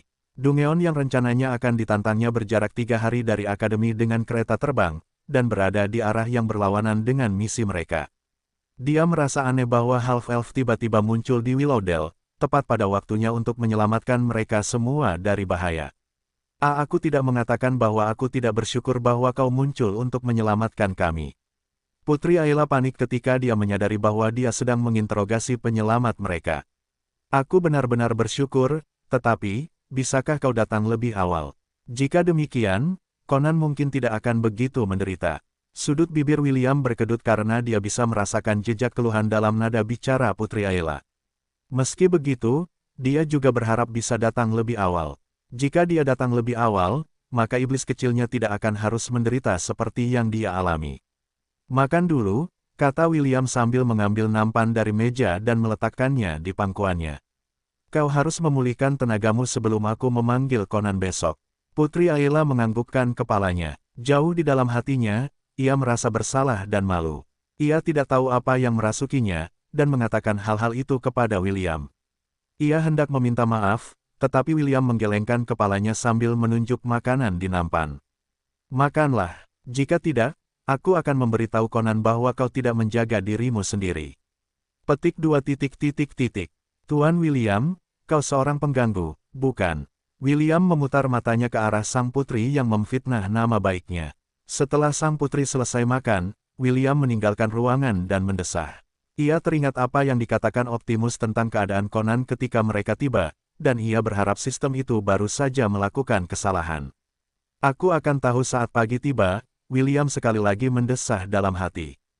Conan, kau benar-benar telah melakukan yang terbaik. Aku hanya berharap kau tidak akan mengambil risiko seperti ini lagi di masa mendatang. Bahkan jika familiar mati, mereka dapat dengan mudah dipanggil lagi setelah cooldown 24 jam. Sama seperti Angry Bird, mereka dapat bangkit kembali berulang kali. Namun, ada pengecualian. Jika familiar menggunakan 100% kekuatan aslinya, mereka akan mendapatkan kekuatan besar, tetapi setelah kekuatan itu memudar, mereka akan mati secara permanen. Bahkan Chloe hanya akan menggunakan 70% kekuatannya selama pertempuran, dan tidak akan melebihi batas itu. Sayangnya, Conan telah melewati batas itu. Meskipun dia tidak menggunakan 100% kekuatannya, menurut sistem, dia telah menggunakan 80%. Inilah yang membuat William khawatir. Dia berharap, familiarnya yang jujur dan terus terang tidak akan menderita serangan balik ekstrim apapun karena melampaui batasnya saat dia memanggilnya keesokan harinya. Apa katamu? Seekor Myriad Beast muncul di Willowdale. Kepala Sekolah Hestia Academy, Byron, tidak percaya dengan laporan yang diterimanya dari Profesor Garen dan Profesor Megan. Keduanya berbicara kepadanya menggunakan kristal komunikasi yang secara eksklusif dimiliki oleh para profesor di akademi. Ceritakan semua yang kau tahu, perintah Byron. Pastikan untuk tidak melewatkan apapun. Ia hampir terkena serangan jantung setelah mendengar komunikasi darurat para profesor di tengah malam. Seekor binatang buas yang muncul dalam salah satu misi siswa mereka adalah hal yang membawa bencana. Byron langsung khawatir karena beberapa siswa terkenal terlibat dalam insiden tersebut. Untungnya, William telah tiba dan mencegah insiden tersebut meluas. Setelah mendengar kabar baik ini, Byron merasa bahwa tekanan besar di pundaknya tiba-tiba menghilang. Ia akhirnya bisa bernapas lega setelah mengetahui bahwa para anggota akademi tidak mengalami korban selama ekspedisi mereka. Baiklah, aku tidak akan lagi merepotkanmu dengan apa yang kau lakukan di Pulau Antilia, pikir Byron sambil mendengarkan sisa laporan dari kedua profesor tersebut. Setelah beberapa menit, Byron memerintahkan mereka semua untuk tetap berada di kota sementara ia mengirim pasukan khusus akademi untuk memeriksa situasi terkini. Para elit ini juga akan bertugas sebagai pengawal para siswa ketika mereka kembali ke akademi. Tanda pisah tanda hubung. Keesokan harinya, Tuan William, kumohon, Putri Ayla menatap William dengan tatapan memohon. Peri setengah itu menganggukkan kepalanya saat memanggil Conan. Sebuah lingkaran sihir muncul di udara dan iblis kecil muncul di hadapan mereka. Senyum muncul di wajah Putri Ayla, tetapi itu tidak berlangsung lama karena dia menyadari ada sesuatu yang salah. Begitu Conan dipanggil, familiar itu jatuh dari lingkaran sihir. William telah mempersiapkan diri untuk hal seperti ini, jadi dia dapat menangkap Conan sebelum dia jatuh ke lantai. Conan, tanya William sambil melihat lebih dekat ke arah iblis familiar, yang matanya terpejam. Mata Conan berkedip sebelum perlahan terbuka. Oh, selamat pagi, Will, dan Ayla, kata Conan lemah. Wajahnya sangat pucat, dan jelas bahwa dia membutuhkan usaha keras untuk berbicara. Aku masih sedikit lelah dari kemarin. Bisakah aku tidur sedikit lebih lama? William mengerutkan kening saat dia menggunakan mantra diagnostik pada Conan yang sedang beristirahat di telapak tangannya. Familiar iblis itu hampir tidak bisa membuka matanya dan segera kehilangan kesadaran. Bukan hanya William yang memeriksa kondisi Conan saat ini, mata Putri Ayla bersinar dalam rona ungu saat dia memeriksa kondisi temannya. Kurang dari Will, parameter Conan sangat rendah. Hidupnya berada di ujung tanduk, jadi aku sangat menyarankan agar kau memberinya ramuan peremajaan yang kuat. Setelah itu, taburkan sebotol ramuan pemulihan yang lebih rendah ke tubuhnya untuk membantu menstabilkan kondisinya. Lebih besar dari, ambilkan aku ramuan peremajaan terbaik dari toko dewa, perintah William. Hatinya bergetar ketika melihat kondisi Conan saat ini. Kekuatan hidup Conan seperti nyala lilin, bergoyang tertiup angin. Nyala api yang bisa menghilang kapan saja. Kenyataan ini membuatnya sangat cemas, jadi dia buru-buru meminta Optimus untuk memberinya peremajaan terbaik yang tersedia. Putri Ayla juga menyadari betapa buruknya kondisi Conan. Jika bukan karena William yang memberinya tatapan tajam, dia mungkin sudah meraih Conan dari tangannya dan menggunakan sihir kehidupannya untuk membantunya pulih dengan paksa. Tenanglah, kata William dengan ekspresi serius di wajahnya. Dia berusaha menjaga suaranya, agar tidak bergetar karena dia tahu bahwa putri di depannya mulai panik, sama seperti dirinya. Pada saat itu, sebotol kecil ramuan peremajaan muncul di depan Putri Ayla. Biarkan dia meminumnya, perintah William. Lakukan perlahan. Putri Ayla mengangguk dan dengan lembut menuangkan isi botol kecil itu ke bibir Conan.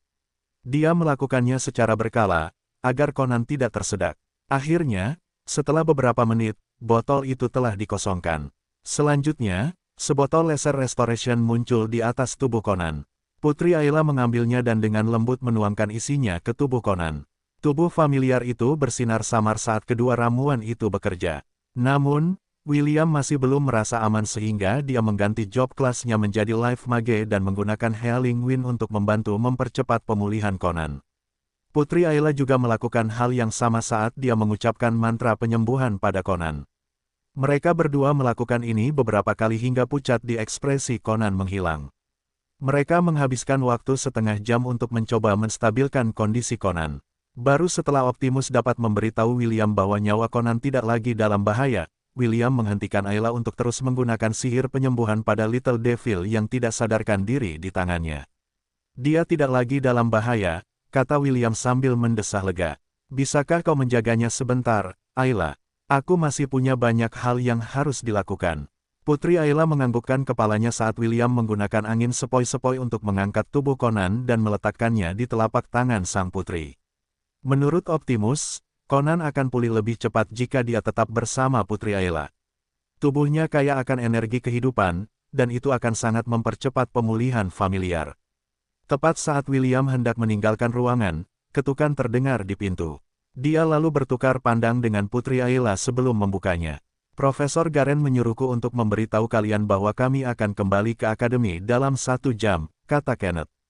Jika kalian sudah selesai dengan persiapan kalian, silakan pergi ke kereta terbang yang diparkir di luar kediaman wali kota. Baiklah, William mengangguk sebelum berbalik untuk melihat Putri Ayla. Bisakah kalian menjaganya untukku? Conan hanya perlu istirahat beberapa hari. Setelah itu, dia seharusnya sudah pulih sepenuhnya. Putri Ayla mengangguk. Kalian bisa mengandalkanku, Sir William. Aku akan memastikan tidak ada yang akan membahayakan Conan. Bagus, aku masih harus menyelesaikan misiku jadi aku akan pergi, kata William sebelum meninggalkan ruangan. Kenneth, beritahu para profesor bahwa aku akan menyelesaikan misiku sendiri. Aku tidak akan kembali bersama kalian ke akademi. Baiklah, Kenneth mengangguk singkat kepada William sebelum minggir untuk membiarkannya lewat. William berjalan ke lorong dengan ekspresi serius di wajahnya. Setelah berbelok ke kanan, dia menghilang, tidak meninggalkan jejak kepergiannya. Tanda pisah tanda hubung tanda hubung. Beberapa detik kemudian, William muncul kembali di dalam sebuah ruangan sambil memegang Soleil di tangan kanannya. Bagaimana keadaannya? Sebuah suara yang dipenuhi kekhawatiran bertanya kepada William dari sisi kirinya. Nyawanya tidak lagi dalam bahaya, jawab William sambil menoleh untuk melihat Elliot yang berada di sampingnya. Ayla saat ini sedang merawatnya. Dia akan pulih lebih cepat di sisinya. Malaikat familiar itu menepuk dadanya sambil menghela napas lega. Dia benar-benar khawatir tentang saudara kembarnya, dan dia telah terjaga sepanjang malam, mencoba memahami kondisinya. Namun, kewaskitaan Elliot adalah kemampuan yang tidak dapat dia kendalikan. Kemampuan itu dapat membuatnya melihat sekilas masa depan pada waktu yang acak, tetapi dia tidak dapat menggunakannya untuk menargetkan orang-orang tertentu. William dengan lembut menepuk bahu Elliot dengan jarinya saat dia menghadapi istri-istrinya yang menatapnya dengan khawatir. Ayo pergi, kata William lembut.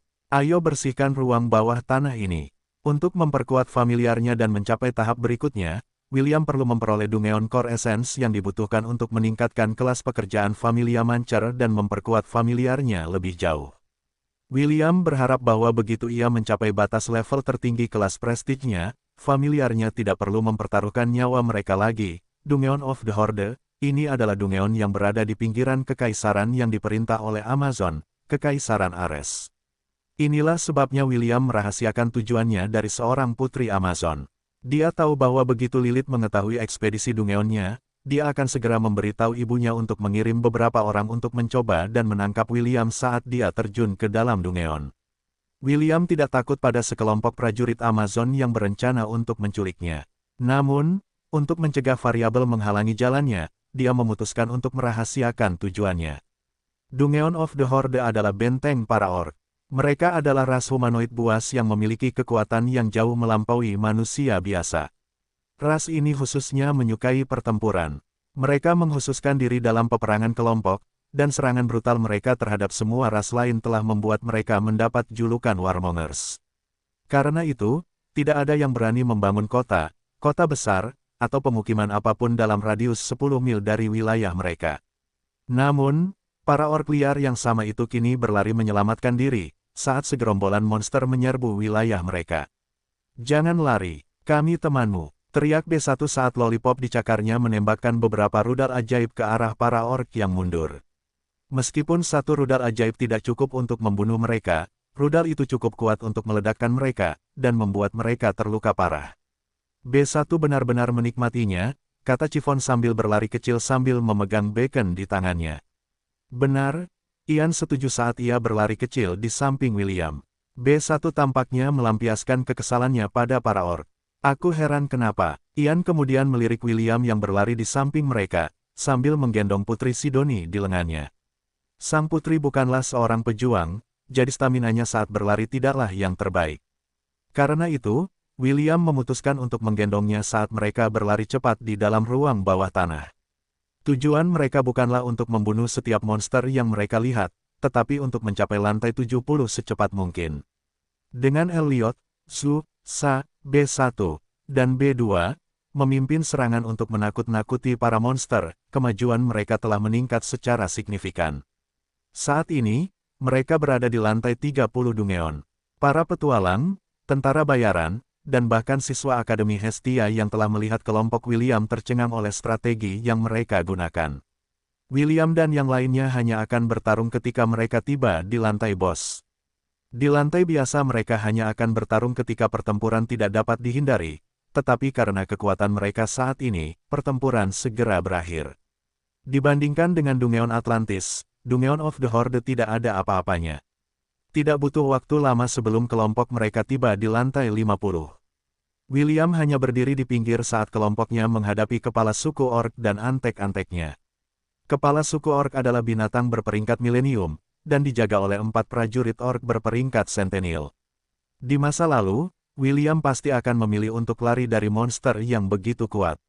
Sekarang, ia dapat dengan mudah mengalahkan mereka dengan kekuatan yang dimilikinya. Saat ini, ia ingin istri-istrinya terbiasa bertarung melawan monster yang kuat, sebagai persiapan untuk masa depan. Chiffon dan Ian telah berpengalaman bertarung melawan musuh yang kuat, tetapi Putri Sidoni tidak sehebat mereka dalam pertempuran. Karena itu, William memutuskan untuk membiarkannya bertarung bersama yang lain, sehingga ia tidak akan terlalu bergantung pada Morgana saat hidupnya dalam bahaya. Sucubus yang cantik itu melayang di udara saat ia melemparkan bola api ungu ke arah prajurit orc. Meskipun serangannya agak kikuk, ia perlahan mulai terbiasa bertarung sambil menggunakan kekuatan sucubusnya. Apakah kau yakin mereka tidak membutuhkan bantuan?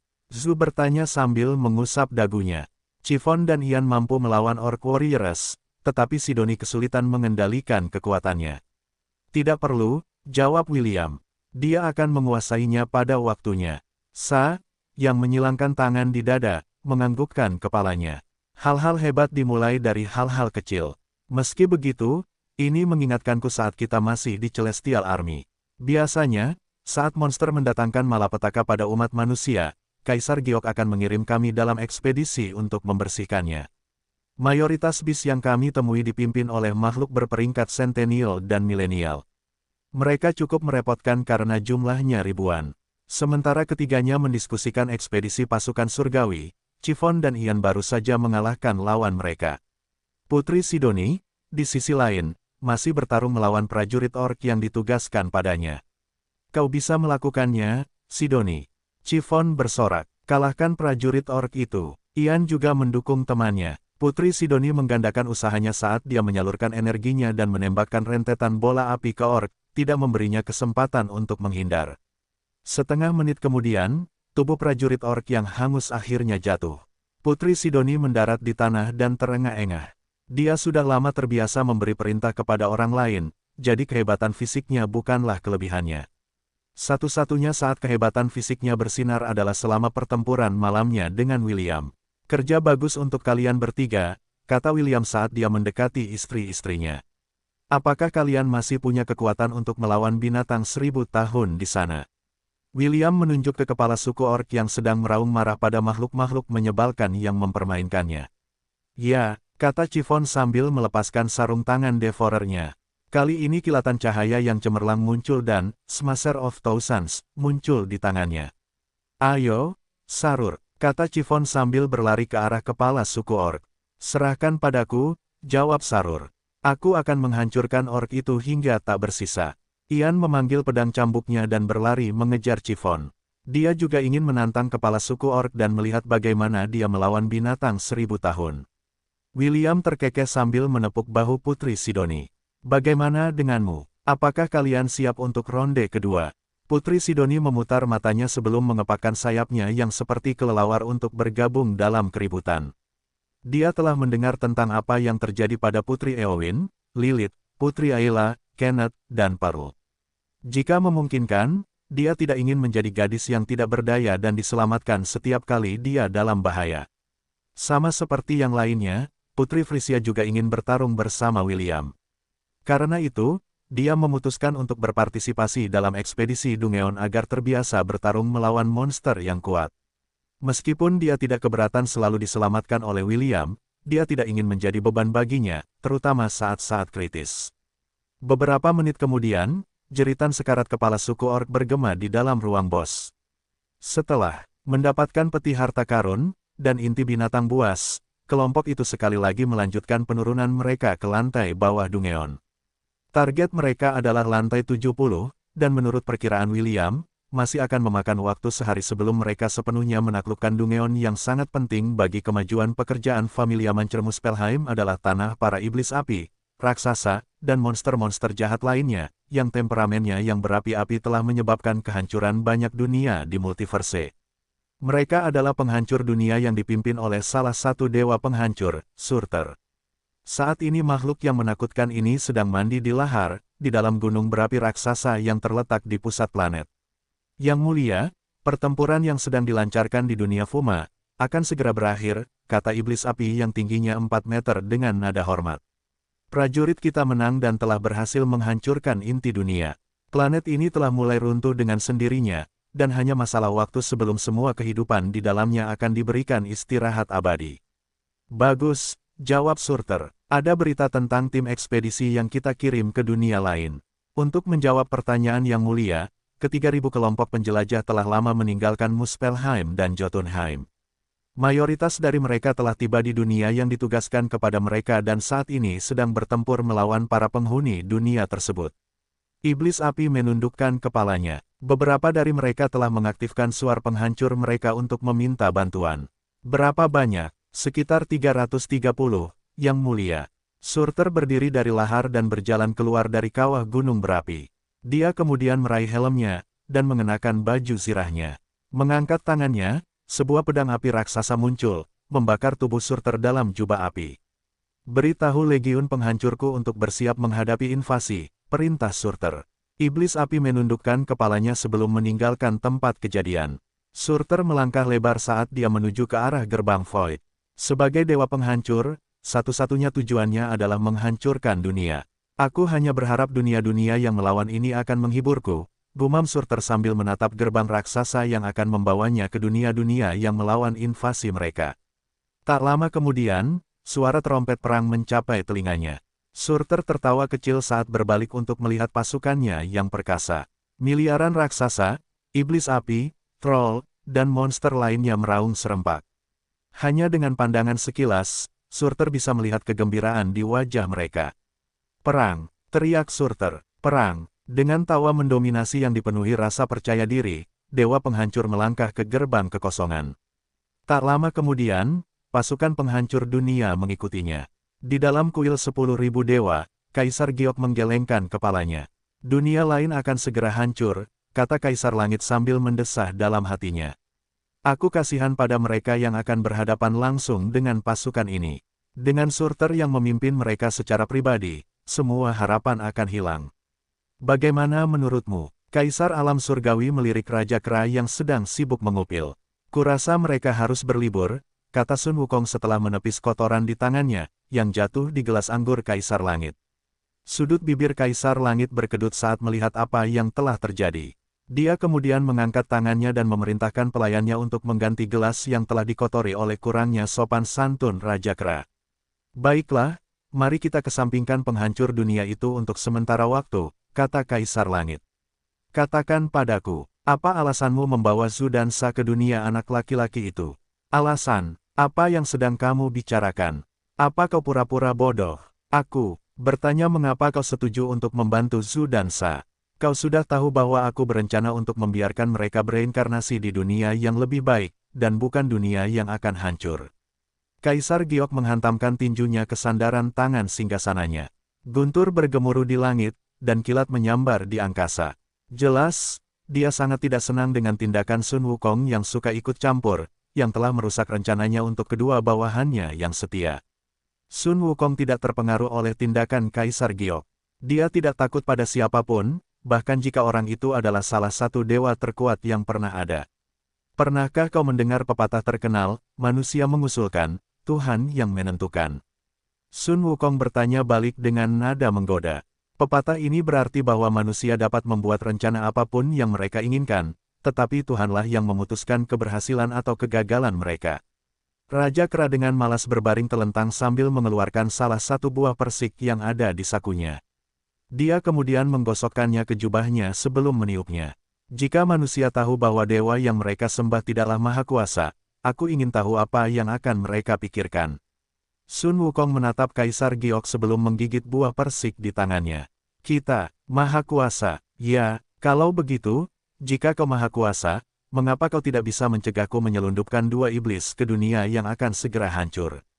Bukankah ini bertentangan dengan pernyataanmu? Kaisar Giok mendengus. Kau memanfaatkan fakta bahwa aku sedang menangani urusan penting ketika kau menyelundupkan mereka berdua ke dunia itu.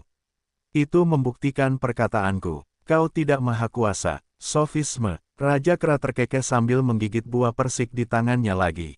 Sofisme. Aku sebut ini ketidakmampuan. Apakah kau benar-benar menganggap dewa sebagai makhluk yang sempurna? Ya, sang Raja Monyet mendengus dan menunjuk ke arah Dewa Lolicon yang saat itu sedang melarikan diri dari Dewa FBA.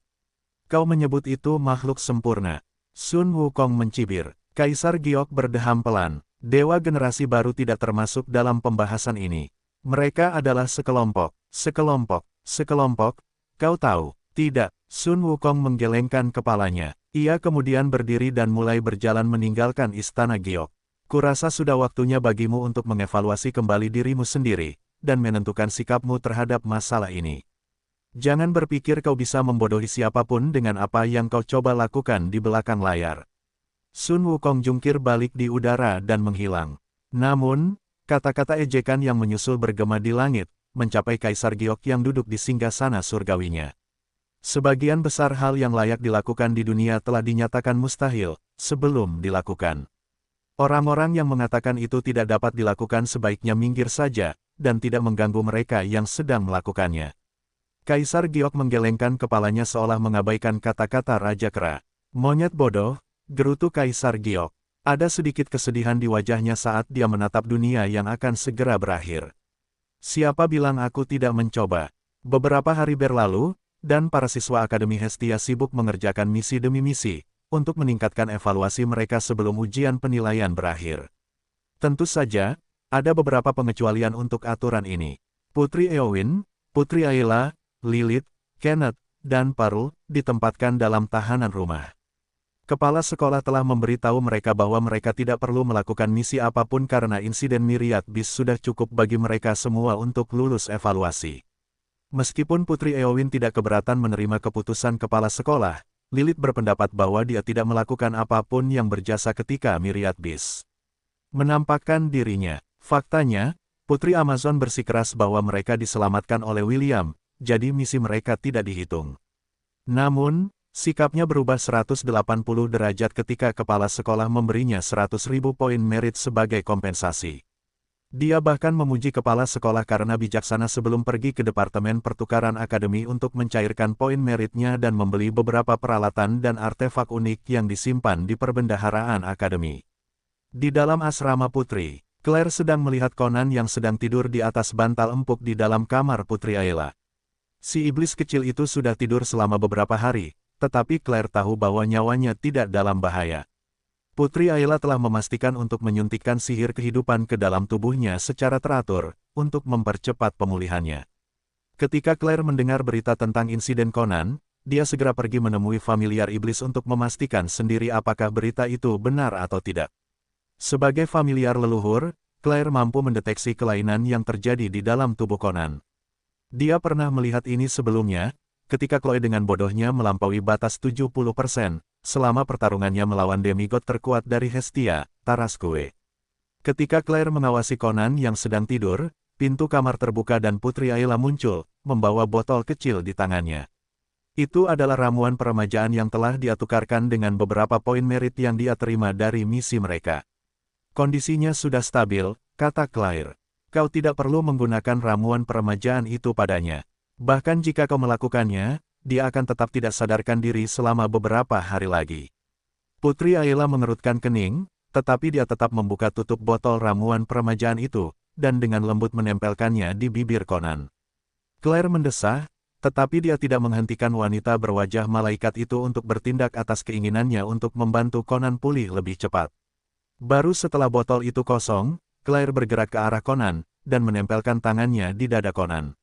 Dia memeriksa apakah ada perubahan. Putri Ayla melakukan hal yang sama, dan selama beberapa menit, keheningan menyelimuti ruangan itu. Tiba-tiba, Claire mendongak ke arah Putri Ayla. Tatapan mereka bertemu dan sudut bibir Claire melengkung membentuk senyuman. Apa hubunganmu dengannya? Tanya Claire. Conan adalah sahabatku, jawab Putri Ayla. Bagaimana denganmu? Apa hubunganmu dengannya? Aku adalah miliknya, Claire merenung sejenak sebelum menyelesaikan kalimatnya. Aku adalah sahabatnya. Kedua wanita itu saling memandang sebelum mencapai kesepakatan. Begitu, jadi, kau hanyalah sahabatnya. Benar, seorang sahabat, sama seperti dirimu. Tiba-tiba, desahan lembut keluar dari bibir Conan. Salah satu jari di tangannya berkedut, dan gerakan ini menarik perhatian Putri Ayla dan Claire. Mata setan kecil itu mulai berkedip, tetapi segera kembali ke keadaan normalnya. Segera, napas orang yang sedang tidur nyenyak mencapai telinga kedua wanita itu. Jejak kekecewaan muncul di wajah mereka karena mereka mengira Conan akan segera bangun. Sayangnya, familiar itu masih dalam tidur nyenyak, dan tampaknya sedang memimpikannya sesuatu. Itulah kesimpulan yang diambil kedua wanita itu karena Conan akan menggumamkan sesuatu dari waktu ke waktu, tetapi kata-katanya terlalu pelan, atau terlalu campur aduk untuk dipahami. Mereka telah melakukan apa yang mereka bisa. Sekarang, satu-satunya hal yang harus mereka lakukan adalah menunggu. Tanda pisah tanda hubung. Jauh di atas pegunungan Kirintor. Yang mulia, apakah Anda sudah berangkat? Tanya Takam. Ella menganggukkan kepalanya. Ya, ancaman telah ditangani, dan dunia kita aman untuk sementara waktu. Saya berencana untuk pergi ke benua tengah untuk bersatu kembali dengan William. Lalu, apakah ada hal lain yang bisa saya lakukan untuk Anda? Tidak, tetapi, tolong, persiapkan diri untuk apa yang akan terjadi di masa depan. Kami membutuhkan semua bantuan yang bisa kami dapatkan. Takam menganggukkan kepalanya tanda mengerti. Dimengerti, saya akan melakukan yang terbaik. Ella tersenyum dan berjalan menuruni pegunungan Kirintor bersama dengan para anggota penguasa perang Angorian. Meskipun dia mengatakan bahwa dia berencana untuk pergi ke benua tengah untuk menemui William, dia masih perlu bertemu dengan beberapa orang sebelum melanjutkan perjalanannya untuk bersatu kembali dengan William. Perhentian pertamanya adalah mengunjungi Lon. Setelah itu, dia akan pergi menemui Wendy dan ST. Dia sudah lama mengenali mereka sebagai kekasih William, jadi dia pikir perlu untuk memberitahu mereka beberapa hal tentang apa yang akan terjadi di masa depan. Aku belum mencatat berapa banyak kekasih William saat ini, pikir Ella. Jadi, ada Wendy, ST, Ashe, dan Putri dari Frisia. Itu berarti 4 dari 9. Sudah beberapa bulan sejak terakhir kali aku melihatnya, mungkinkah calon istrinya bertambah? Ekspresi cemberut yang langka muncul di wajah Ella saat dia memikirkan remaja berambut merah yang berada jauh dari jangkauannya. Baiklah, aku akan segera mengetahuinya, pikir Ella saat dia memimpin jalan menuruni pegunungan Kirintor. Cemberut di wajahnya menghilang dan digantikan oleh senyum nakal. Aku ingin tahu bagaimana reaksinya saat melihatku. Renung Ella, mungkin masih terlalu dini. Kurasa aku akan tetap dalam wujudku yang lama saat bertemu dengannya. Tidak akan terlambat untuk membiarkan dia melihat wujud asliku setelah aku menilai situasinya. Kambing-kambing yang mengikuti di belakangnya juga memikirkan hal yang sama. Mereka telah bersama William sejak mereka lahir, dan mereka juga bersemangat untuk menunjukkan kepadanya wujud mereka yang telah berevolusi. Takam memperhatikan mereka pergi dari atas kastilnya dan mendesah dalam hati. Ketidakpastian adalah hal yang paling menegangkan, pikir Takam.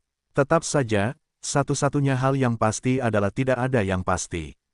Mungkin keajaiban akan terjadi. Sang dewa pegunungan Kirintor menggelengkan kepalanya saat ia kembali ke dalam istananya.